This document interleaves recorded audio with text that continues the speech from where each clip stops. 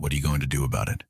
Garrett laughed, standing next to his brand new fence that now ran 6 feet into my property. My name is Ezra. I'm 47 years old, been working as an environmental consultant for the past 22 years.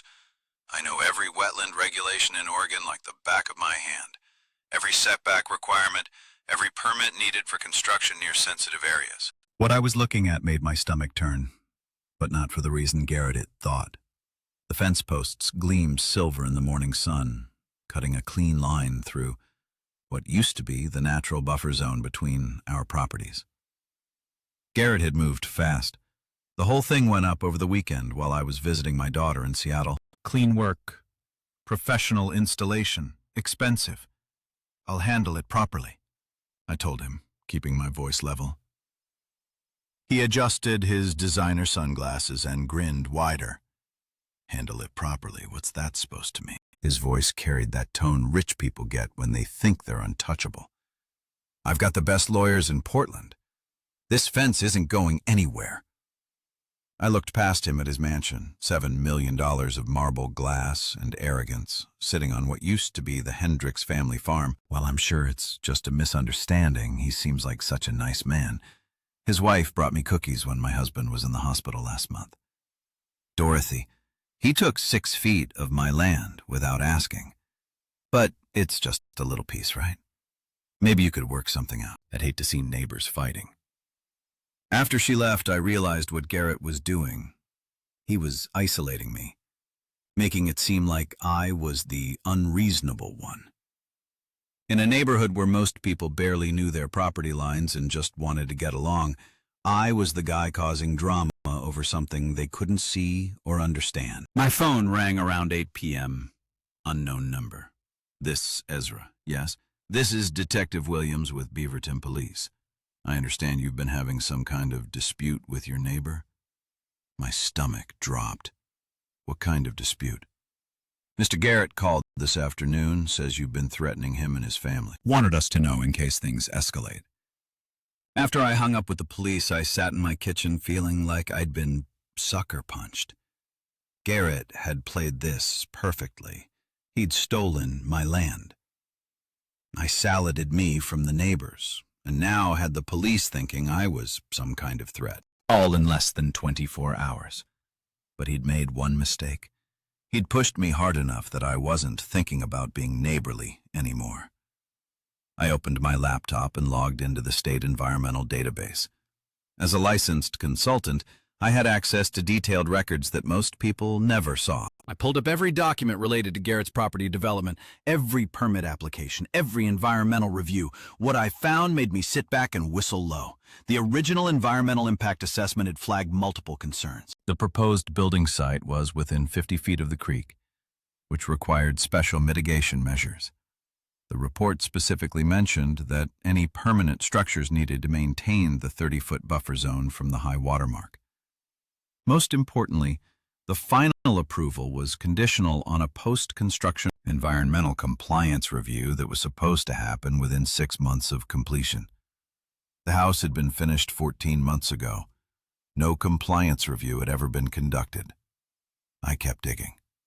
The original site plans showed the house positioned to maintain all required setbacks, but the satellite imagery from last year showed something different. The actual building footprint was at least 20 feet closer to the creek than the approved plans indicated. I pulled up the wetland delineation report that had been required for the permits. The protected area was clearly marked with GPS coordinates and detailed boundary descriptions. According to the survey, the wetland buffer started exactly where Garrett's new fence now stood. His fence wasn't just crossing into my property. It was marking the beginning of protected habitat that his house had been built. Right through.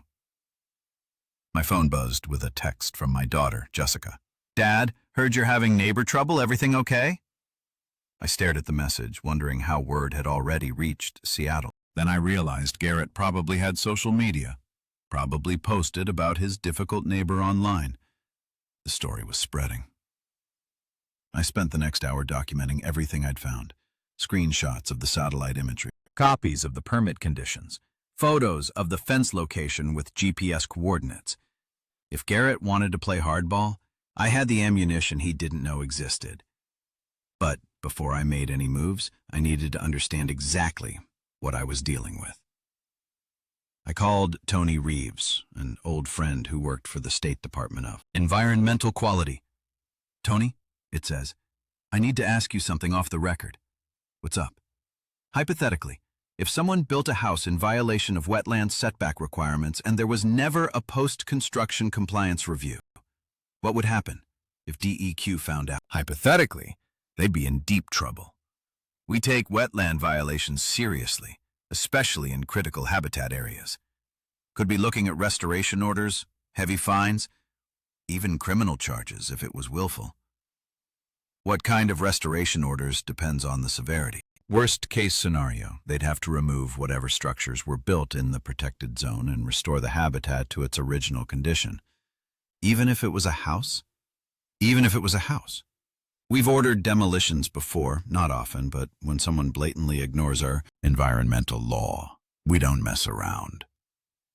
After I hung up, I sat staring at my laptop screen. Garrett's $7 million dream house might be sitting in the middle of a protected wetland. The fence was just the tip of the iceberg. I thought about his laugh this morning, his threats, his calls to the neighbors and police. He declared war over 6 feet of my property, not knowing he was vulnerable to losing everything. Time to make that phone call. I called the Department of Environmental Quality Enforcement hotline at 8 a.m. Sharp, professional to professional. DEQ Enforcement, this is Janet. This is Ezra Hammond, licensed environmental consultant. I need to report a potential wetland violation in critical salmon habitat. Can you hold for compliance supervisor? A minute later. This is Director Walsh. What do you have? A residential structure that appears to have been built in violation of wetland setback requirements, plus a new fence that's been placed directly across protected habitat buffer zone. Location? I gave him the address and my consultant license number. I can provide GPS coordinates, satellite imagery, and copies of the original. Permits that show the violations. Send everything to my email. We'll have someone out there within 48 hours. I spent the morning preparing a comprehensive report. Satellite photos showing the house position versus the approved site plan. Survey maps with the wetland boundaries clearly marked. Photos of the fence cutting through the buffer zone. The original environmental impact assessment with all its unmet conditions. But I also included something else. The enforcement history for similar violation. Cases where DEQ had ordered partial or complete demolition of structures built in protected areas. The legal precedents that showed they didn't make exceptions for expensive houses or wealthy owners. While I was working, I watched Garrett through my office window. He was in his backyard showing off the fence to someone, probably another neighbor spreading his version of the story. Pointing at my property, shaking his head like I was the unreasonable one. Around noon, my phone rang. Dad, I've been thinking about your neighbor situation. Maybe you should just let the fence thing go. I know it's the principle, but is it worth all the stress? Even my own daughter thought I should back down. Garrett's strategy was working perfectly. I'm handling it properly, I told her. Same words I'd used with Garrett 2 days ago. What does that mean? It means I'm going to let the appropriate authorities sort this out. Authorities? Dad, please don't turn this into some big legal thing. It's just a fence. After we hung up, I finished my report and sent it to Director Walsh, and then I waited. That evening, Garrett came to my door. Different approach this time. Friendly smile, bottle of wine in his hand. Ezra, I think we got off on the wrong foot yesterday. I know you're upset about the fence, and I want to work something out. What kind of something? I'll pay you for the 6 feet. Fair market value, plus a little extra for the inconvenience. We can get it appraised, make it official. The fence needs to move. His smile tightened. The fence is staying where it is, but I'm willing to compensate you fairly for the land use. It's not about money. Everything's about money, Ezra. How much? I looked at him standing on my porch with his expensive wine and his condescending smile, offering to buy his way out of stealing my property. He had no idea what was coming. There's no amount, I said. There's always an amount. 10,000, 20. Good night, Garrett. I closed the door and watched through the window as he stood there for a moment, probably trying to figure out what had just happened. He'd tried threats, then isolation, now bribery. None of it had worked, and he couldn't understand why. Tomorrow, the state environmental inspectors would arrive, and Garrett would learn that some problems couldn't be solved with money or lawyers or social media campaigns. Some problems required following the law from the beginning. The DEQ inspectors arrived at 9 a.m. on Thursday in a white pickup truck with state government plates. 2 people, Director Walsh and a younger woman with surveying equipment. I watched from my kitchen window as they parked in front of Garrett's house.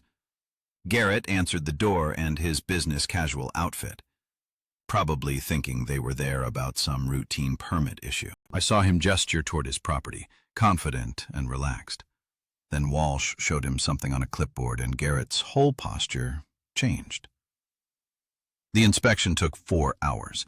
They walked the entire property with GPS units, took photos of the house's position relative to the creek, and spent a long time examining the fence line where it crossed into the wetland buffer. I stayed inside, but I could see them pointing at specific areas and making notes. Around 1 p.m. they came to my door. Mr. Hammond, Director Walsh, DEQ. Thank you for the report. We need to verify some of the boundary information with you. I walked them around my property, showing them the original survey stakes and explaining how the fence had been moved. The younger inspector, introduced as Sarah Martinez from the Compliance Division, took GPS readings at multiple points along the fence line. This fence is definitely in the protected buffer zone, she said to Walsh, and based on our measurements, the house itself is at least 15 feet closer to the creek than the approved site plan shows. Walsh nodded grimly.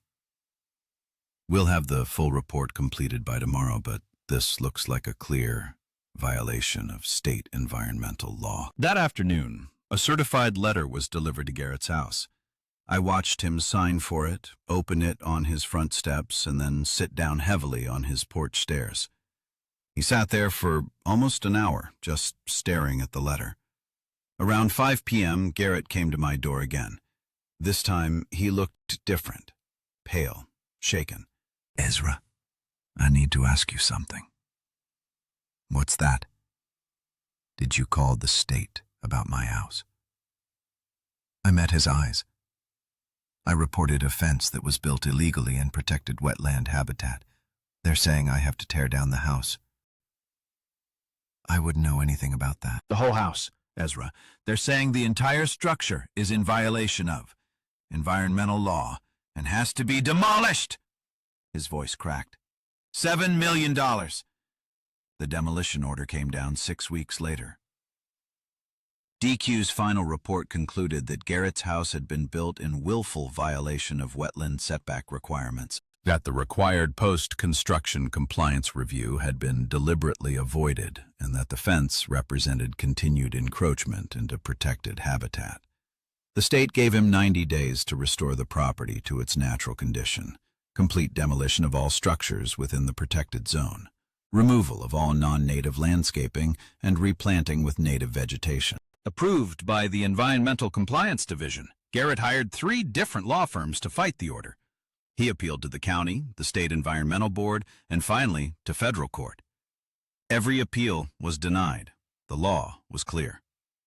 The violations were documented, and the satellite imagery proved everything at Crate. The old house had been torn down 2 years ago when Garrett bought the place from Mrs. Hendricks after her husband died. She needed the money for medical bills.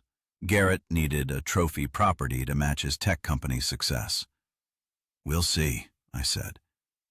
Behind Garrett, I could see his wife Vanessa watching from their kitchen window. She waved, probably thinking this was just neighborly small talk. Their twin boys, maybe 8 years old, were kicking a soccer ball on their pristine lawn. Normal family stuff, if you ignored the fact that their father just stole 6 feet of my land. Look, Ezra, I know you're upset about this, but it's just property lines. Nobody really knows exactly where they are anyway. Garrett kicked it to one of my survey stakes that he'd pulled up to make room for his fence. Besides, what are you going to do with that strip of weeds? I'm actually improving the neighborhood. That strip of weeds he was talking about was a natural wetland buffer. Had been for decades, maybe longer. The original survey from when I bought my place 15 years ago clearly marked it as part of my property, but more importantly, it was part of a protected habitat, the area that extended down to the creek running behind both our houses. Something cold settled in my chest as I watched Garrett walk back toward his house. He had no idea what he'd just done. No idea at all. Been built contrary to the approved plans. The demolition began on a Tuesday morning in March. I watched from my deck as the excavators rolled up Garrett's driveway. The fence came down first. 20 minutes of work to remove what had started this whole mess. Then they began dismantling the $7 million house piece by piece. Garrett and his family had moved out the week before. I heard they were renting a place in Lake Oswego while he tried to sell his tech company to cover the restoration costs and environmental fines. The total bill was approaching $8 million, more than the house had cost to build. The neighbors stopped calling me the difficult one after the news reports started running. Local tech executive faces $1 million fine for environmental violations was the headline in the Oregon Tribune. Suddenly, everyone wanted to know about wetland protection in buffer zones. Mrs. Hendricks called me the day after demolition finished. I heard what happened to that awful man. She said, I always worried he didn't respect the land like my husband did. 6 months later, my property was quiet again. The land where Garrett's house had stood was planted with native grasses and young oak trees. The creek ran clear, and I'd started seeing salmon in the shallow areas again. Sometimes I walked down to where the fence used to be and remembered Garrett's laugh, his certainty that money and lawyers could solve any problem. He'd learned the hard way that some laws exist for reasons bigger than property, values, or personal convenience. The environmental fines and legal costs had forced him to declare bankruptcy. His tech company was sold to cover debts, and last I heard, he was working for someone else again, back to being an employee instead of an empire builder. Standing in the restored wetland buffer, watching the water flow toward the Tualatin River, I reflected on how one phone call had changed everything. Not because I was angry or vengeful, but because I knew that protecting the environment meant following the law, even when it cost $7 million to tear down. The evidence of breaking it. I bought my place in Beaverton 15 years ago, right after my divorce. 3 acres of mixed woodland and wetland, nothing fancy, but it backed up to protected creek, habitat that connected to the Tualatin River system. The house was a simple 2-story, built in the 80s, wood siding that needed regin, paint, and a deck that sagged on one corner. Perfect for a guy who wanted space and quiet. My work kept me traveling around the Pacific Northwest, consulting on environmental impact assessments for everything from shopping centers to housing developments. I'd seen what happened when developers cut corners, when they thought regulations were suggestions instead of law. The fines, the legal battles, the projects that got shut down mid-construction. Most people had no idea how serious the state was about wetland protection. Garrett had moved in 2 years ago with big plans and bigger money. His tech company, some kind of software that managed supply chains for manufacturers, had gone public and made him wealthy overnight. The first thing he did was tear down the old farmhouse and build his monument to success. $7 million for a house with 6 bedrooms, 8 bathrooms, and a 3-car garage that cost more than most people's homes. He'd introduced himself the day after moving in, bringing over a bottle of expensive wine and talking about how we were going to be great neighbors. Asked me what I did for work, seemed impressed when I mentioned environmental consulting. Must be interesting, he'd said, all that technical stuff. The warning signs had been there for months, small things at first. His landscaping crew had started dumping yard waste near the property line, instead of hauling it away. Their sprinkler system was spraying onto my side of the boundary. I'd mentioned it to Garrett a couple times, and he'd always said he'd look into it, but nothing changed. Then came the bigger issues.